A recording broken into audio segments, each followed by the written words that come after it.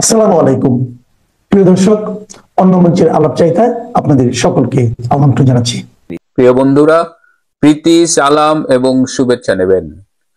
আমরা বরাবরই বলে আসছি যে ডক্টর মোহাম্মদ ইউনূস ক্ষমতা ছাড়তে চান না। তিনি নানান টাল বাহানায় যতদূর সম্ভব ক্ষমতাটা রাখতে চান এবং প্রথম দিকে আমরা শুনেছিলাম তার উপদেষ্টারা বলেন বা তার এনসিপি সবাই স্যারকে 5 বছর 10 বছর রাখতে চায় আর কি। সংস্কার নানান উছিলায় তারা আসলে ক্ষমতায় স্যারকে রাখতে চায় এবং নির্বাচন তারা দিতে চায় না। কিন্তু রাজনীতির বিভিন্ন ঘটনায় একটা পর্যায়ে দেখা গেল যে চাপের মুখে তিনি বলতে বাধ্য হয়েছেন যে তিনি ফেব্রুয়ারির ফার্স্ট হাফে নির্বাচন দেবেন এবং নির্বাচন দিয়ে তিনি চলে যাবেন, কোনো পদ বা পরবর্তীতে কোনো দায়িত্বে থাকবেন না। কিন্তু এটা বলার পরেও তাকে কিন্তু বিশ্বাস করে এরকম লোকের কিন্তু সংখ্যা অনেক কম। তিনি সম্প্রতি এই যে জাতিসংঘের সাধারণ অধিবেশনে যোগ দেবেন বলে যে মার্কিন যুক্তরাষ্ট্র সফরে গেলেন, আগামীকাল বাংলাদেশে তার ফেরার কথা। এই সফরে কিন্তু তিনি 700 কোটি টাকা খরচ করে গিয়েছিলেন, কিন্তু কি পেয়েছেন সেটা আপনারা ইতিমধ্যেই জানেন যে সফরের শেষে তিনি একটি বিশাল অশ্বডিম্ব বা ঘোড়ার ডিম নিয়ে ফিরছেন। তিনি সাইড বৈঠক করতে চেয়েছিলেন ট্রাম্পের সাথে, সেটা তিনি করতে পারেননি। ট্রাম্পের সাথে একটা সেলফি তোলার ইচ্ছা ছিল, সেটাও করতে পারেননি। সেখানে এক ধরনের ডিজিটাল সিগনেচারের মতো একটা ছবি তিনি প্রডিউস করেছেন, যেখানে ছবি তোলার সময় ট্রাম্প তার পাশে ছিল না। এছাড়াও যুক্তরাষ্ট্রে আওয়ামী লীগের চরম বিক্ষোভের মুখে পড়েছেন, সেই দৃশ্য আপনারা দেখেছেন। তো সব মিলিয়ে তিনি কিন্তু চেষ্টা ত্রুটি করেননি। তিনি পাকিস্তানের পররাষ্ট্রমন্ত্রীর আত্মীয়কে দিয়ে চেষ্টা করেছেন, যার ব্যবসা আছে ট্রাম্প পরিবারের সাথে। এছাড়াও এই যে ইমিডিয়েটলি সামনেই ভারতে আসছেন মার্কিন যুক্তরাষ্ট্রের অ্যাম্বাসেডর হিসেবে সেই সার্গিও জার্ভের মাধ্যমেও কিন্তু তিনি চেষ্টা করেছিলেন। আপনারা দেখেছেন যে ডক্টর ইউনূস সার্গিও জারের সাথে মিটিং করছেন। এই মিটিংটার একটা উদ্দেশ্য ছিল যে সার্গিও জার হলো ট্রাম্পের খুব ঘনিষ্ঠ লোক আর কি, ট্রাম্পের নির্বাচনে খুব সিগনিফিকেন্ট রোল প্লে করেছে। অনেকে বলে ট্রাম্পের সাথে গল্প খেলেন। তো সার্গিও গারকে দিয়ে তিনি চেয়েছিলেন যে ট্রাম্পের সাথে একটা মিটিং যদি অ্যারেঞ্জ করা যায়। তো somehow he has terribly failed. সেইটা নিয়ে কোনো বিষয় না, কিন্তু এই জাতিসংঘ অধিবেশনের ফাঁকে তিনি জিটিও একটা টেলিভিশন, যেখানে সাংবাদিক মেহেদী হাসান, খুব নাম করা অ্যাওয়ার্ড উইনিং একজন জার্নালিস্ট, মেহেদী হাসানের সাথে তিনি ইন্টারভিউ দিয়েছেন। এবং মেহেদী হাসান যে কোন লেভেলের সাংবাদিক আপনারা প্রশ্নগুলো দেখে বুঝেছেন, এবং একের পর এক প্রশ্ন জর্জরিত করেছেন ডক্টর ইউনূসকে। ডক্টর ইউনূস, আমি খুব চুম্বক দুই একটা কথা বলবো, যে খুব ইম্পর্টেন্ট কিছু কথা বলেছেন তিনি। আমি এখানে আপনাদের সাথে বলবো দুটো ইম্পর্টেন্ট কথা তিনি বলেছেন। যে নির্বাচন নিয়ে মেহেদী হাসানের প্রশ্নের জবাবে তিনি বলেছেন যে অনেকেই তাকে বলেন 5 বছর 10 বছর 50 বছর থেকে যাওয়ার জন্য।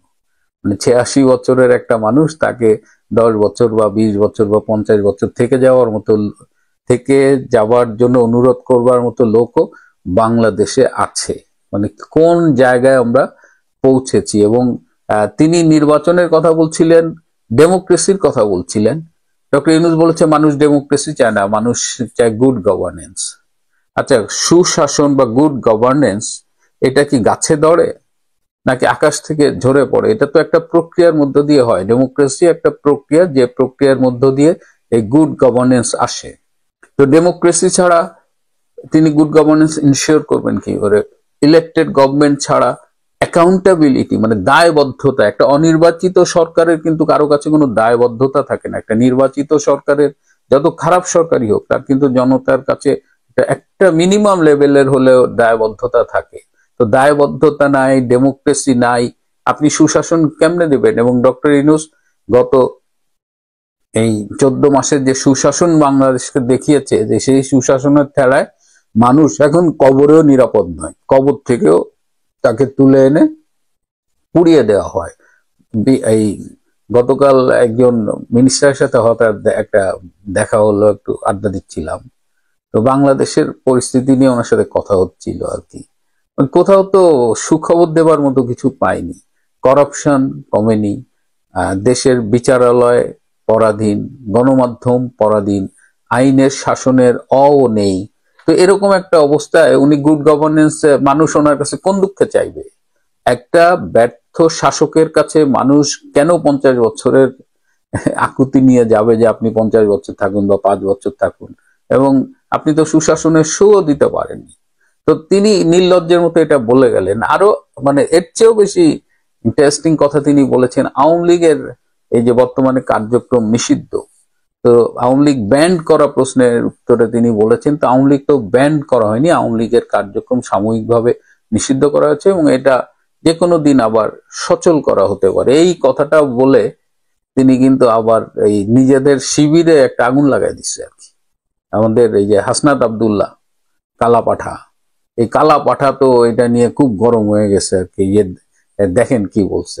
আবার গণপরিষদের সাধারণ সম্পাদক কি রাশেদ দেখলাম সেও খুব ক্ষুব্ধ হয়েছে এবং বলেছে যে উপদেষ্টারা বরং এই আওয়ামী লীগের দায়িত্ব নিক। তারা এমনকি প্রধান উপদেষ্টা চাইলেও আওয়ামী লীগের দলের দায়িত্ব নিয়ে দলটাকে পুনর্গঠনে সহায়তা করতে পারে। মানে তারা এবং ইনুস এই কথা বলেছে, এই পুরা ইনুস শিবিরে এই নিয়ে আতঙ্ক চলতেছে।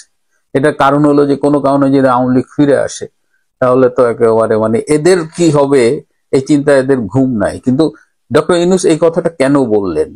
এই যে আওয়ামী লীগ ব্যান করা হয়নি, এটা সাময়িকভাবে কার্যক্রম স্থগিত এবং এটা যে কোনো সময় আবার সচল করা হতে পারে, এটা বলার দুটো কারণ আছে। একটা হলো যে তিনি মার্কিন স্টেট ডিপার্টমেন্টের সাথে মিটিং করেছেন এবং তাই মিটিং এ তিনি জামাত, এনসিপি, বিএনপির নেতৃবৃন্দকে নিয়ে গিয়েছিলেন এবং যখন আগামী নির্বাচন নিয়ে কথা উঠেছে তিনি বলেছেন যে আমরা সবাই মিলে নির্বাচন করছি। এবং কালকেও আমি দেখলাম যে বাংলাদেশের নির্বাচনের ব্যাপারে বিদেশি সংস্থার পক্ষ থেকে বলা হচ্ছে একটা ফ্রি, ফেয়ার এবং পার্টিসিপেটরি নির্বাচন চায়। মানে এখানে ইনক্লুসিভ নির্বাচনটা কিন্তু যারা বাংলাদেশের নির্বাচন নিয়ে মাথা ঘামাচ্ছে যেসব বিদেশি শক্তি, তাদের অভিধানেও কিন্তু ইনক্লুসিভ শব্দটা নাই। এবং পার্টিসিপেটরি এই ব্যাখ্যা আপনারা জানেন যে বাংলাদেশে জাতিসংঘের যে আবাসিক প্রতিনিধি আছে তিনি একদিন দিয়েছিলেন যে সবাই ভোট দিলেই সেটা পার্টিসিপেটরি হয়। তো সবাই ভোট দিলে, সব পার্টি অংশগ্রহণ না করলেও যদি পার্টিসিপেটরি হয় তাহলে শেখ হাসিনার আমলের নির্বাচন নিয়ে তো আর কোনো বিতর্কের সুযোগ থাকে না। তো এই এই যে এই অবস্থায় মার্কিন স্টেট ডিপার্টমেন্ট থেকে বলা হয়েছে যে নির্বাচনটা সবাইকে নিয়ে করতে হবে, ইনক্লুসিভ নির্বাচন। তো ডক্টর ইনুস তার আশেপাশে সবাইকে দেখে বলেছে যে আমরা সবাই মিলেমিশেই তো আসছি, এই নিউ ইয়র্কেও আমরা একসাথে আসছি, এটাই তো আমাদের ইনক্লুসিভ নির্বাচন। তো মার্কিন স্টেট ডিপার্টমেন্ট থেকে বলেছে না, আওয়ামী লীগকে নিয়ে নির্বাচন করতে হবে, আওয়ামী লীগ সহ সকল দলকে নিয়ে নির্বাচন করতে হবে। তো এই প্রেসারের মুখে ডক্টর ইনুস এই ইন্টারভিউতে বলেছে। কিন্তু ডক্টর ইনুসের এটা কিন্তু মনের কথা না। ডক্টর ইনুস এর মধ্য দিয়ে মার্কিন চাপটা সামলে নিয়েছেন এবং কিন্তু তার মনের কথা হলো যে আওয়ামী লীগকে তারা নানান ভাবে কোনোভাবেই তারা আগামী নির্বাচনে আসতে দেবে না, দিস ইজ দেয়ার প্রেফারেন্স আর কি। তো সেইটা তো আমার মনে হয় না তারা সেটা পারবে। কিন্তু তারা আওয়ামী লীগকে ঠেকাতে পারুক না পারুক, আওয়ামী লীগের আগমনের সম্ভাবনায় হাসনাত আব্দুল্লাহ, রাশেদ খান এদের প্যান্ট ভেজা শুরু হয়ে গেছে আর কি। এরা কে কোথায় পালাবে আমি জানি না, কিন্তু আওয়ামী লীগ তো ফিরে আসবেই আর কি। ডক্টর ইনুস থাকবে কিনা সেই প্রশ্ন নিয়েও এখন আলোচনা হচ্ছে, আরো অনেক আলোচনা আছে। যে গতকালকে আমার ভিডিও যেটা দিয়েছিলাম, যেখানে বলেছিলাম যে আওয়ামী লীগকে কেউ ব্যান করতে পারবে না বা কারো বললে আওয়ামী লীগ সচল হবে তাও না, তখন অনেকেই আমাকে বলেছিলেন না ভাই ইউনূস তো বলেছে। আর সেটা নিয়ে আমি সমালোচনা করেছিলাম যে আমরা যারা আওয়ামী লীগ করি তারা কেন ইউনূসের এই কথাটা এত মাথায় তুলবো। আজকে দেখছেন তো কি হলো, কথাটা ফললো। ইউনূস বলেছে যে কোনো মুহূর্তে সচল, আর আসিফ নজরুল কি বললো, জীবনেও দিবে না। তুই বেটা কে আসিফ নজরুল আর তুই বেটা কে ইউনূস যে তোরা আমাদের জীবনও দিবি না, আমরা তো এমনি সচল। কালকেও বলেছিলাম আমি যে 365 দিনে 365 দিন, 7 দিনে 7 দিন, দিন রাত 24 ঘন্টায় আমরা সচল। আমাদের ব্যান করার ক্ষমতা তোমাদের বাবাদের নেই। তো আসেন তার আগে কয়েকটা ফটো কার্ড এবং যেটা ভিডিও দেখে এরপরে আমি যেটা থাম্বনেলে লিখেছি সেই বিষয়ে পূর্ণাঙ্গ একটা আলোচনা করব। আলোচনাটা কিন্তু মজার হবে, সাথে থাকেন। হ্যাঁ, অনেক কথাই হয়তো আপনাদের মনে হয় যে বেটা আমি ভুয়া বলছি বা এটা মিলে না, কিন্তু এক সপ্তাহ পরে আবার একটু চিন্তা করে দেখেন, সপ্তাহখানিক পরে আমি যা বলছি তাই হচ্ছে, এর বাইরে কিন্তু হচ্ছে না। সুতরাং আমি হয়তো অনেক কথা আগে বলি যেটা সপ্তাহ 10 দিন 15 দিন পরে হয়, আবার অনেক কিছু বলি যেটা হয়তো চলমান, আমি বলার কিছুক্ষণ পরেই ঘটতে থাকে। কোনটা দেখলেন? আপামনিরা যারা লাল করেছিলেন পাছা, কি অবস্থা এখন ঢাকা ইউনিভার্সিটি দেখতে পাচ্ছেন? আপনাদের পোশাক বোরকা পরায়া ছাড়বে কিন্তু। হ্যাঁ, তো আমি যে দেশে থাকি, আমি ইউরোপে থাকি, এবং ইউরোপে আমি থাকি সবচেয়ে বেশি অধ্যুষিত মুসলিম রাষ্ট্র, যেমন আপনার ইংল্যান্ড এবং ফ্রান্সও প্রচুর মুসলমান আছে।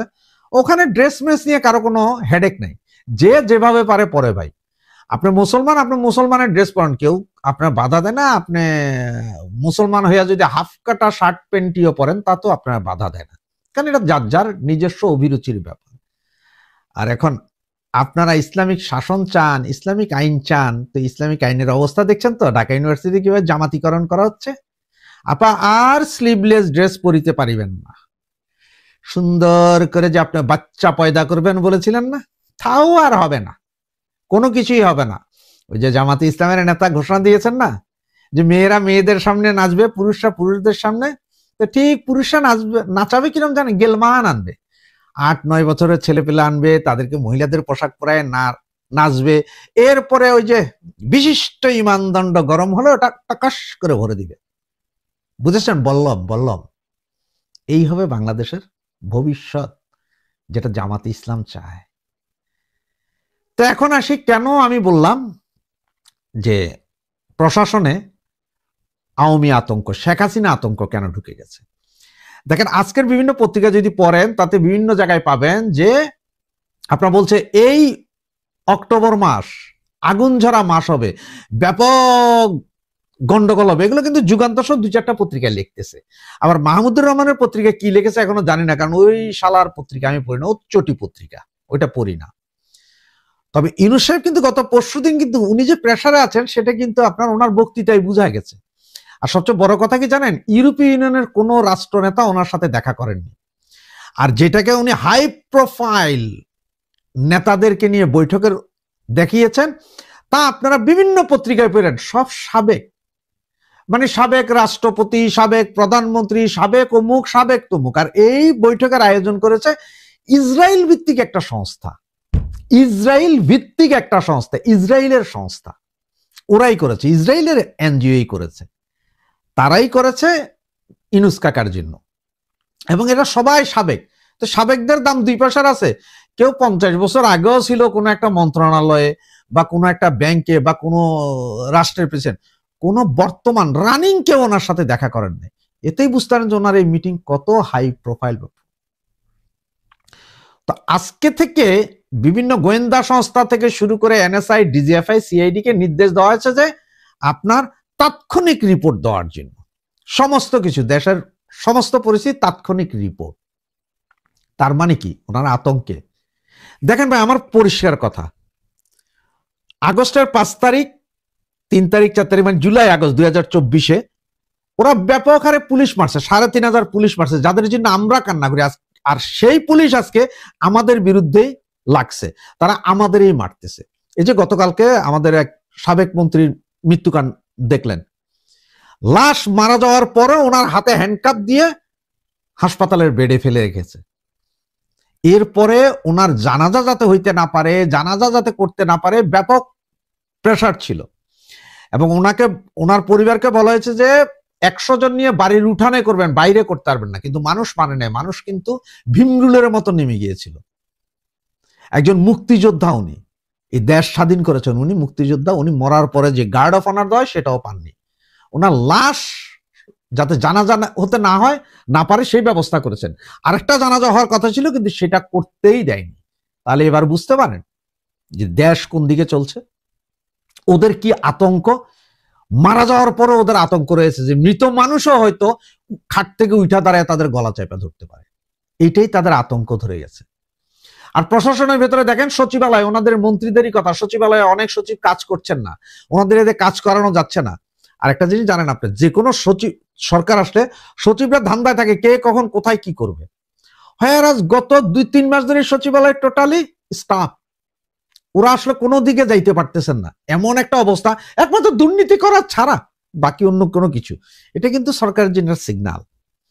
আর ইউনূস সাহেবের সেই বক্তৃতার পরে দেখছেন ইলিয়াস আলী কুকুর, তারপর কনক সরোয়ার কুকুর, এদের কি আর্তনাদ, হটাও ইউনূস হটাও ইউনূস। ওইদিকে কালাপাটা হাবদাল্লাহ, উনি কালকে একটা সার্বিয়ান প্রবাদ দিয়েছে, আরে বেটা এটা বাচ্চা পোলাপাই না জানো, তুই এ প্রবাদ দিয়া কোনো লাভ নাই, যে গরিবেরা জান দেয়, বড় লোকে পয়সা দেয়, অমুকে রুটি দেয়, তোর আব্বাই তোরে কি দিছিল সেটা চিন্তা কর, তোরা কিভাবে মরবি সেই চিন্তা কর এখন। কারণ তোরা তো গরিব থেকে বড় লোক হইছস, তোদের ওই পয়সা কামে আসবে না, তোদের ওই পয়সাই তোদের জন্য মৃত্যুর ফরমান নিয়ে আসবে। তো এই অক্টোবর মাস ক্রুশিয়াল, এই অক্টোবরের 21 তারিখে তত্ত্বাবধায়ক সরকার নিয়ে একটা রায় হওয়ার কথা। ইউনূস বাহিনী সহ সবাই ভয়ে আছে, যদি কোর্ট এই রায় দিয়ে দেয় তাহলে ওনাদেরকে চলে যেতে হবে। আর ওনারা তো যেতে পারবেন না, চতুর্দিকে ঘেরাও ধরে হয়তো পিড়াই দিব না, মাইরেই ফেলবে। তো আমার যা বিশ্বাস একটাও বাঁচবে না, সব মরবে। 2-1টা আগে যেগুলো ভাইয়া গেছে ওগুলো যদি থাকে তো থাকলো, আর না হলে সব মরবে, আমার বিশ্বাস ভাই। বাকি আপনাদের ব্যাপার। তবে এই অক্টোবরে হয়তো মিছিল আরো বড় বড় হয়তো খবর পেয়ে গেছে। উনি নিজেই বলছেন ভারত সব চায় যে শেখ হাসিনা বীরের বেশে আসুক। ভারত না, শুধু পৃথিবীর অনেক দেশই চায় শেখ হাসিনা বীরের বেশে আসুক। বাংলাদেশের আপামর জনসাধারণ চায় শেখ হাসিনা বীরের বেশে আসুক। এবং ওনাদের মধ্যে আতঙ্ক এটা যে আম জনগণ যারা জীবনে কোনোদিন আওয়ামী লীগ করে নাই, তারাও এখন আওয়ামী লীগ ফিরে আসুক চায়। তারাও চায় যে আওয়ামী লীগে আসুক, তারাই চায় যে শেখ হাসিনা আবার প্রধানমন্ত্রী হোক। কারণ শেখ হাসিনার আমলে যে সুখ সমৃদ্ধি নিরাপত্তায় ছিল দেশ, সেই নিরাপত্তা তো এখন আর নাই। ওইটার তো মা মারা গেছে, সুখ নিরাপত্তা অর্থনৈতিক শক্তির মা কিন্তু মারা গেছে। লক্ষ লক্ষ বেকার এখন হচ্ছে, সামনে আরো হবে। সুতরাং আন্দোলন আর দমাতে পারবেন না। এই অক্টোবর মাস হয়তো আপনাদের জন্য মৃত্যুর মাস হয়ে যাবে। সুতরাং এই অক্টোবর মাস আসলেই আতঙ্কের মাস, পুরো প্রশাসনে আতঙ্কে আছে। আর ছাত্রলীগ, যুবলীগ, আওয়ামী লীগের ভাইদেরকে বলি, বহুত হয়েছে ভাই। এই পুলিশ, খালি পুলিশ আমাদের ভাই, ওনাদের মারছে, এগুলা বইলা বাদ দেন। এখন আপনাদের পুলিশ ঠেকাবে, আপনারা ধরে উল্টা ঠেকাই দেন। কারণ পুলিশ নাকি কারো আপন হয় না। সুতরাং এগুলাতে কোনো আপন নাই, এদের উল্টা মারেন। এদের যদি, কারণ গত জুলাই আগস্ট বৈষম্য বিরোধী নামে যারা করছে, হাসনাত আবদুল্লাহ যা করছে, ঠিক তার পাল্টা তো এখন হবে। শেখ হাসিনা একটা কথা বলছে যে এইবার হবে যে পরিষ্কার, যেই অত্যাচার গত 14 মাসে করছেন, আরো 2-1 মাসে যদি আরো করতে পারেন, এটার ফল পাবেন আপনারা। শেখ হাসিনা এই দেশে আসবে এবং এই অত্যাচারের চেয়ে আরো 1000 গুণ অত্যাচার বেশি ফেরত পাবেন, এটা লিখে রাখেন। আর পুলিশ প্রশাসনকে বলছি, বেশি বার বাইরেন না।